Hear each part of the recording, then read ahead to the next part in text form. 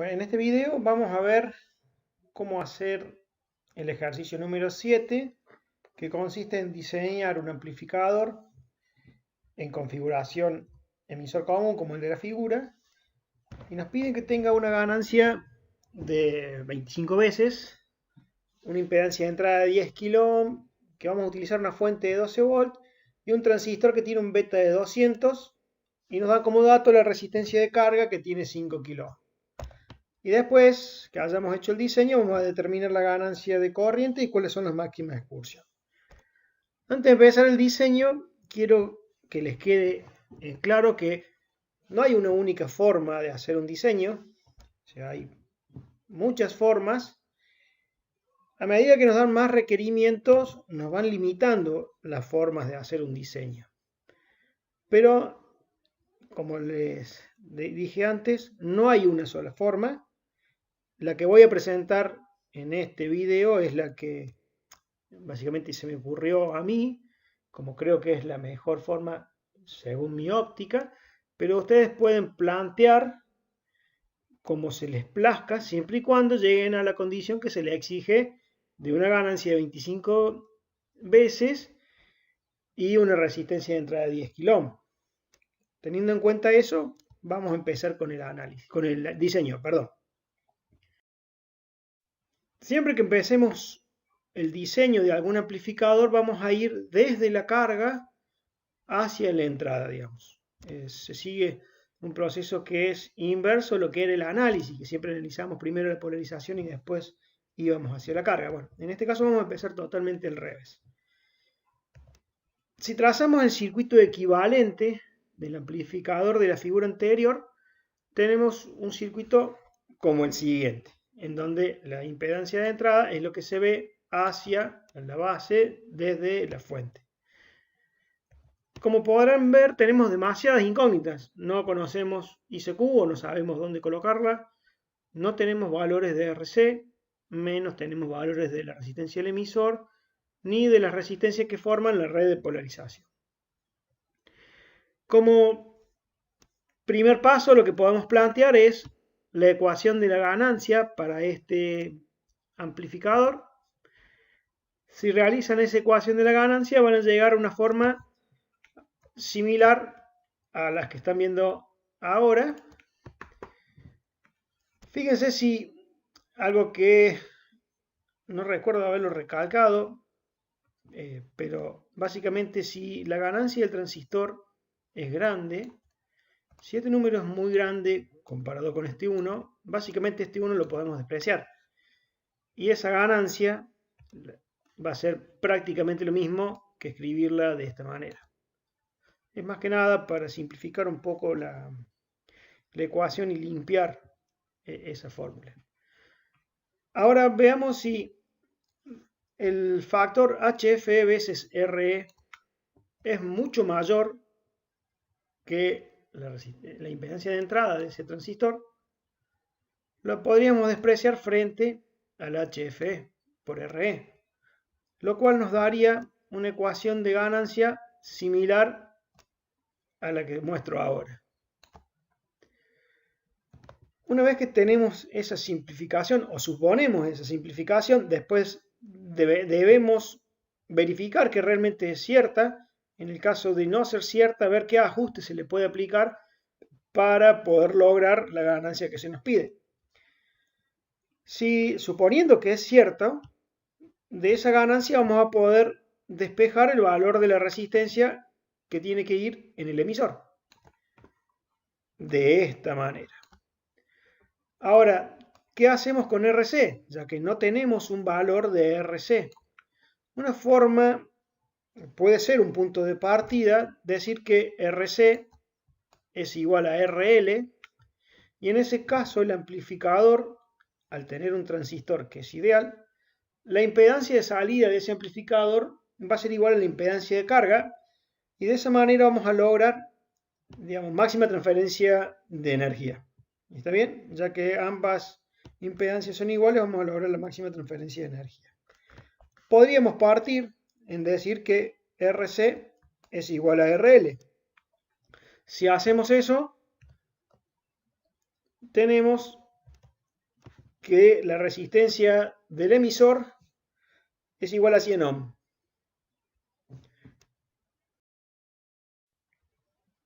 Ya que hemos determinado la resistencia del emisor, ahora podemos decir que vamos a colocar a la corriente del punto Q, básicamente, en el centro de la recta de carga. O sea, vamos a plantear la máxima excursión simétrica posible. Y para eso nos basamos en esta fórmula, que es la tensión de alimentación dividido la resistencia vista en corriente continua más la resistencia vista en corriente alterna. Si vemos el circuito de la figura número 1, el primer circuito que vemos, y determinamos las resistencias de continua y de alterna, tenemos que la corriente ICQ vale 1,55 mA. ¿Siempre es necesario colocar el punto Q en el medio? No, puede que no. Si lo colocamos en otro lugar de la recta de carga, podemos incluso hasta disipar menos potencia cuando el transistor esté en reposo, lo cual suele ser conveniente. Así que este punto que elegí yo es totalmente arbitrario, porque me gustó ponerlo en el medio de la recta de carga, para que les sea más sencillo a ustedes comprender el ejercicio. Pero realmente lo podrían haber puesto en donde ustedes quisieran. ¿Está bien? Obviamente que van a tener que deducir cómo hacer esta ecuación para colocar el valor ICQ en un lugar distinto al del medio. Una vez que tenemos el valor de ICQ, vamos a poder calcular el valor de HIE. Para este caso es un valor próximo a los 3.333 ohm. Ahora que ya tenemos determinado el valor de SHIE, podemos plantear cuál es el valor de la impedancia de entrada de ese amplificador, siendo la impedancia de entrada RB en paralelo con la resistencia equivalente que resulta de HIE más HFE veces más 1 R. Con los valores que obtuvimos, RB nos da un valor próximo a 17,5 kΩ. Solo nos restaría determinar entonces los valores de R1 y R2 que nos dan el punto de, digamos, la tensión necesaria en la base para poder tener esa corriente ICQ. Para eso planteamos la malla equivalente del circuito de entrada, y ya que tenemos RB, tenemos beta, ya calculamos RE, ya calculamos ICQ, la tensión base de emisores de 0,7, podemos calcular la tensión equivalente en la base.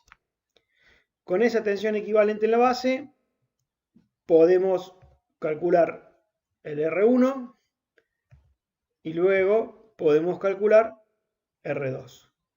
De esa manera tendríamos calculada la red de polarización para poder tener el transistor polarizado en el punto que propusimos. Si ahora volvemos a la ecuación de la ganancia con los valores que hemos obtenido tanto de HIE, RE, RC, evaluamos, vamos a ver que tenemos una diferencia con el valor teórico que habíamos calculado en un principio. ¿Esto por qué? Porque es probable que este término no sea lo suficientemente grande como para poder despreciar este término. Si vamos a hacer un pequeño ajuste, es teniendo en cuenta el valor de HIE obtenido, ¿qué valor tiene que tener RE para que esta ganancia sea realmente 25? En ese caso me da una resistencia de 83 ohms, o sea que es bastante próxima al valor anterior que habíamos calculado.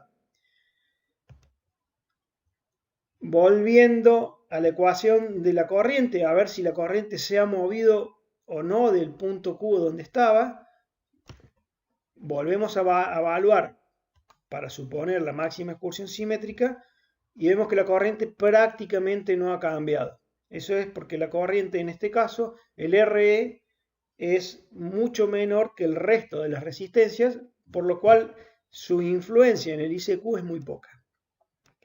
Como la ICQ ha variado muy poco entre la corrección y el valor original, el HIE prácticamente es el mismo.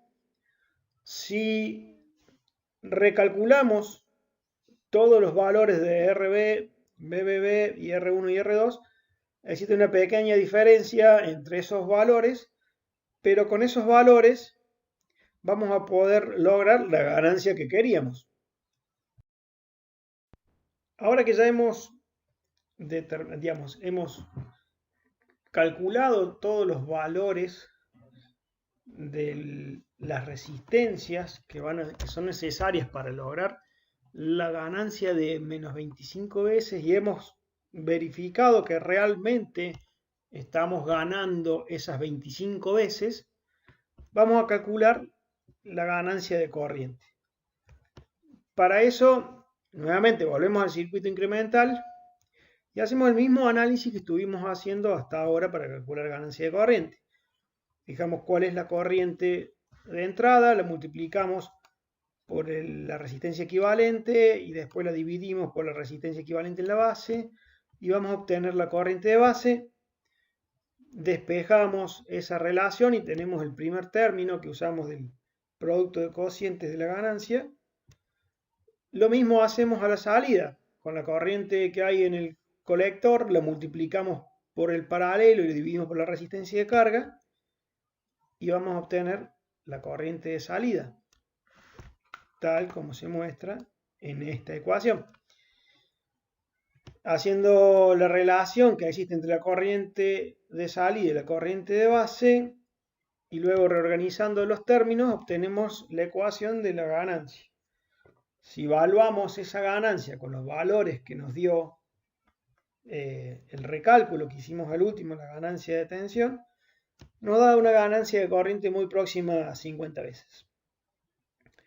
Así que lo que nos falta para terminar este ejercicio es determinar las excursiones de tensión y de corriente por si tuviésemos que calcular algún tipo de potencia o para saber cuáles son los rangos máximos de entrada que se le puede aplicar teniendo en cuenta la ganancia que nos pedían de 25 veces para que ese amplificador no sature y no corte.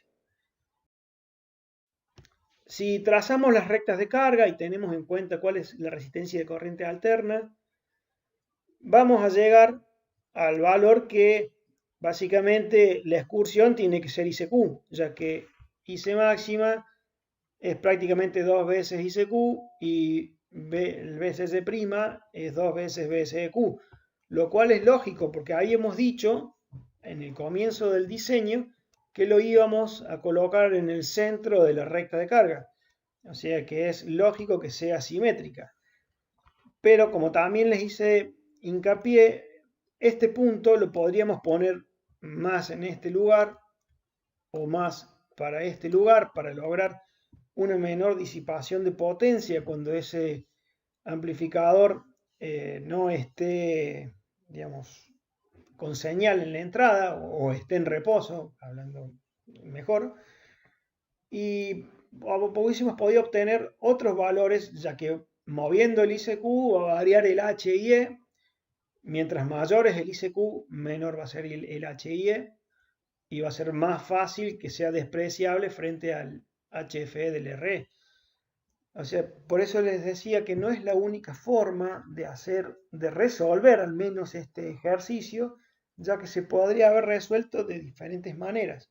La que yo presenté en este video es una de las tantas formas de poder llegar a los requerimientos de diseño que tenía este circuito. Espero haber sido claro en la explicación de cómo hacer un diseño de un amplificador en emisor común. Cualquier duda o consulta, por favor me la hacen llegar y nos estamos viendo en el próximo video. Hasta luego.